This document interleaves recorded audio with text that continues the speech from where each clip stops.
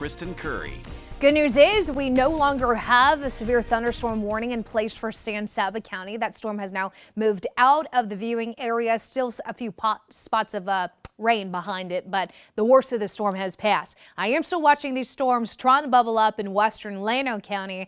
There's definitely some rain out there, potentially some lightning, but it's really just those two areas, Llano County, San Saba County, that has anything exciting right now. The rest of us, just a cloudy sky, and that's exactly what's being reported at our observation site in downtown Austin. 71 degrees. We have east-southeast winds at 6 miles per hour. I know the winds have been rough over the last couple of days. Today will be no better. We still have wind gusts between about 30 to 35 miles per hour, but that Gulf is wide open. Those south-southeast winds continue to just fire hose us with humidity. Dew points well into the 60s. We will use that to get some storms and showers out later tonight with a cold front coming through. So typically when it comes to storms, we're looking for moisture, instability, and lift. We've got plenty of moisture out there. There's definitely some instability, especially because our atmosphere has been kind of held down and capped over the past few days. The lift comes with a cold front. So that's the missing ingredient, but it's coming tonight. In the meantime, storm chances remain fairly low, 20 to 30% during the daytime, meaning most of us stay dry. We're also going to be warm. Everybody's in the 80s here, so not quite as warm as the 90s you felt yesterday, but still comfortable, minus the fact that the humidity is definitely on the higher side. Let's talk about these storms, because at least this computer is getting a better handle on some of those storms we still have in the hill country. Notice the fact that lunchtime today, mainly dry. This afternoon, a few isolated spots, nothing big, but then we get past sunset. Past sunset, we'll be watching for a few isolated storms, initially firing off the dry line out towards the west.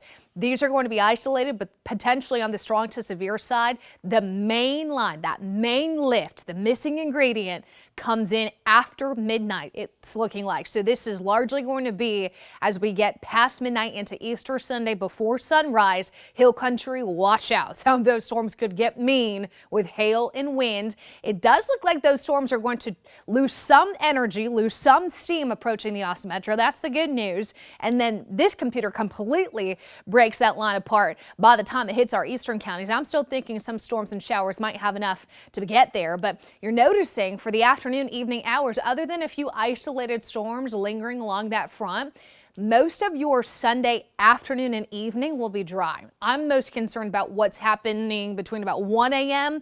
and 8 a.m. tomorrow morning.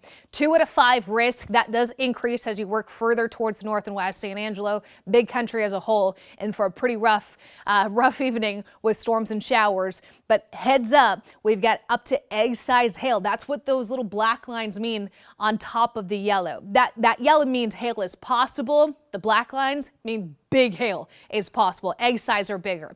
Isolated tornadoes also possible, but I'm more concerned about the wind and the hail. That's a low-end tornado threat here. I think if anything, these are going to be some hailers that are certainly possible tonight after midnight. Rainfall, 1/2 inch to 1.5 inches, but we know here in central Texas, all it takes is one storm to drop 1 inch to 2 inches. So there will be isolated spots of more. Most of this comes in, like I mentioned, after midnight to about 8 a.m. Some lingering showers and storms possible late in the day, but drier skies Monday. And then look, more opportunity for rain Tuesday, Wednesday, Thursday, all the way through Friday of next week.